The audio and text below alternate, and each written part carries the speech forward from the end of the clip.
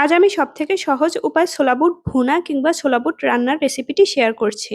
কতক্ষণ ছোলা বুট ভিজিয়ে রাখতে হবে এবং কিভাবে রান্না করলে ছোলা বুটটা অনেক বেশি নরম হবে সব ধরনের টিপস অ্যান্ড ট্রিক্সগুলো থাকছে আজকের ভিডিওতে। হ্যালো এভরিওয়ান, আসসালামু আলাইকুম, ওয়েলকাম টু তাম্মিজ কিচেন। আর তাম্মিজ কিচেন মানেই অনন্য স্বাদের সহজ রেসিপি। এ পর্যন্ত আপনাদের সাথে অনেকগুলো সহজ সহজ রেসিপি শেয়ার করেছি এবং সেই সাথে অনেক বেশি সাড়া পেয়েছি, তাই আপনাদের জন্য নতুন একটি রেসিপি নিয়ে এসেছি। ছোলা বুট রান্না করার জন্য প্রথমেই আমি কিছু ছোলা নিয়ে নিয়েছি। এখানে আমি 100 গ্রাম পরিমাণ ছোলা আগের দিন রাতেই পানিতে ভিজিয়ে রেখেছিলাম। সবগুলো ছোলা ফুলে কিরকম টসটসে হয়েছে দেখেই বুঝতে পেরেছেন। ছোলাটাকে খুব ভালো করে ধুয়ে নিয়ে ছোলাগুলোকে আমি সেদ্ধ করতে দিয়ে দিচ্ছি। যেহেতু ছোলাটাকে আমি আগের রাত পানিতে ভিজিয়ে রেখেছি, তাই এটা সেদ্ধ হওয়ার জন্য খুব বেশি একটা সময় লাগবে না।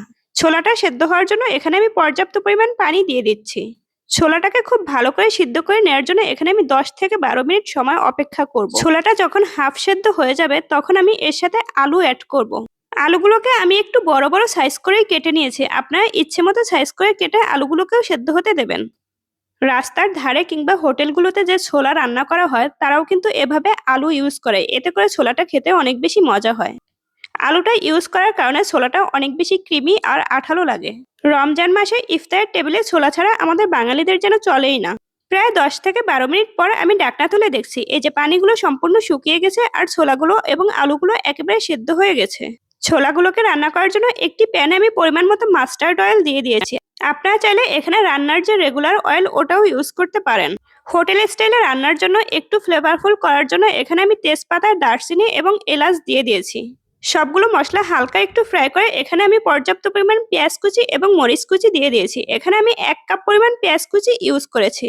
চেষ্টা করবেন পেঁয়াজের পরিমাণটা একটু বেশি করে দেওয়ার জন্য, এতে করে এটা খেতে অনেক বেশি সুস্বাদু হবে। পেঁয়াজগুলোকে হালকা ব্রাউন করে 2 থেকে 3 মিনিটের জন্য ভাজি করে নেব। ছোলা রান্নার জন্য আমি স্পেশাল কিছু আইটেম ইউজ করি, এর কারণে এই ছোলা ভুনাটা অনেক বেশি মজার হয়। এই পর্যায়ে আপনারা 1 চা চামচ পরিমাণ আদা বাটা, 1 চা চামচ পরিমাণ রসুন বাটা অ্যাড করবেন। দিয়ে দিতে হবে 4 থেকে 5টা শুকনো মরিচ। মরিচগুলো দেওয়া হয়ে গেলে আমি আরো 1 মিনিটের জন্য ফ্রাই করে নিচ্ছি।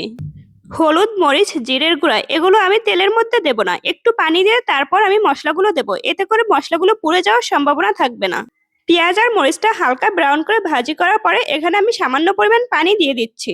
ওই যে আমি আগেই বলেছি, পানি দিয়ে তারপর যদি আমি মশলাগুলো দেই তাহলে মশলাগুলো পুড়ে যাবে না। এছাড়া ছোলাটা খুব ভালো করে কুক হওয়ার জন্য একটু পানি ইউজ করতে হবে। প্রায় 1 কাপ পরিমাণ পানি দিয়ে তার মধ্যে আমি হলুদের গুঁড়া, মরিচের গুঁড়া এবং জিরার গুঁড়া দিয়ে দিয়েছি। সাথে দিতে হবে স্বাদ মতো লবণ। মশলাটাকে খুব ভালো করে কষিয়ে নিতে হবে। ছোলা ভুনার এই রেসিপিটি আমি আমার মায়ের কাছ থেকে শিখেছি। আমার মাও খুব মজা করে এভাবে ছোলা ভুনা করে থাকেন। রমজান মাসে ইফতারের টেবিলে এরকম ছোলা ভুনা দিয়ে মুড়ি খেতে খুব ভালো লাগে। এছাড়াও বিকেলের নাস্তায় ছোলা মুড়ি খেতে অনেক বেশি ভালো লাগে।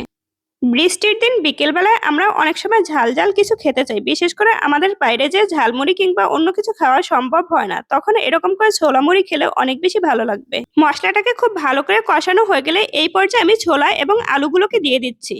তবে আলুগুলোকে একটু চটকে দিতে হবে। আলুগুলোকে একেবারে ভেঙে ফেলা যাবে না, আলুগুলো যেন একটু দানা দানা থাকে। মশলার সাথে ছোলাগুলোকে খুব ভালো করে মিশিয়ে কিছুক্ষণের জন্য রান্না করতে হবে। প্রায় 2 থেকে 3 মিনিট রান্না করলেই হবে। ছোলা থেকে পানিগুলো কমে যখন উপরে তেলটা ভেসে আসবে এই পর্যায়ে ছোলাগুলোকে নামিয়ে নিতে হবে। আর নামিয়ে নেওয়ার আগে অবশ্যই এখানে কিছু ধনেপাতা দিতে হবে। যদি বাসায় ধনেপাতা থাকে তাহলে একটু ধনেপাতা কুচি দিয়ে দিতে হবে।